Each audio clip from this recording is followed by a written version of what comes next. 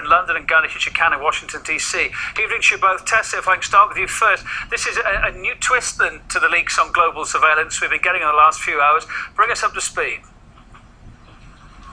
Certainly a new twist, and it reveals a vast and encompassing program operation in place by the GCHQ here in the UK. It shows that they had been collecting and storing vast quantities of information ranging from Facebook posts to phone calls, as well as even internet histories. Basically, they have had access to fiber optic cables that carry the world's phone calls. If you remember, even the NSA said that they did not record phone calls, but according to these latest revelations by Edward Snowden, that up to 600 million quote-unquote telephone events last year were recorded a day by the GCHQ. You can imagine the vast amount of data that they are now able to tap into, to store and to analyze and share with the US's National Security Agency, or the NSA. If you look at the documents that Snowden had provided, so the titles of some of the main components were Mastering the Internet or Global Telecom Exploitation. Clearly, there's no doubt as to what the objectives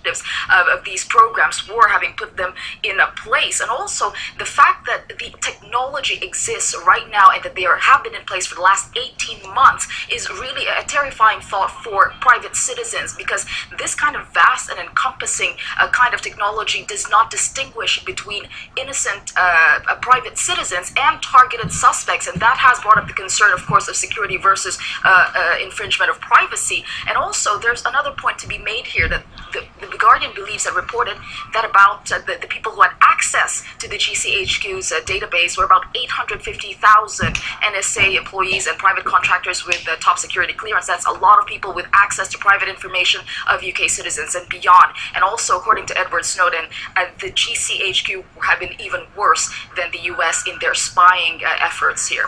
Tessa Osili, thanks for that. Let's go to Washington now. Our correspondent Gani Chichican's there. Gani, on top of these revelations we're hearing now tonight, of course, we've also only just been learning more about the US and the fact, of course, it's no stranger to sweeping surveillance from the revelations that have come out in the past few weeks. Well, Kevin, these revelations, of course, reveal the scale of and the scope of cooperation between U.S. and British intelligence services, which doesn't come as a surprise. We knew about the NSA's intercept station at Menwith Hill in North Yorkshire in the UK. We knew that the U.S. And British spy agencies have worked very closely. But from these revelations, we learned how data collection has evolved and how dramatically it has expanded over the years. One internal document quotes the head of the NSA, General Keith Alexander, on a visit to the NSA's intercept station at Menwith Hill in the UK. So here's the head of the NSA, General Keith Alexander, in June 2008. Asking, why can't we collect all the signals all the time? Sounds like a good summer project for Menwith. U.S. officials are now up in arms, of course, defending this massive collection of data, saying nobody's listening to your phone calls or reading your emails. They say it's the metadata that they're interested in, the call logs showing who called whom, from which location, and for how long. But as Tessa was reporting, Edward Snowden's revelation showed that they have an easy access to content as well. Snowden also claims that the FISA court, basically the secret the FISA court in the U.S. basically rubber stamps warrants for that kind of information gathering. And the document showed that the FISA court lets NSA use data snagged, quote unquote, inadvertently.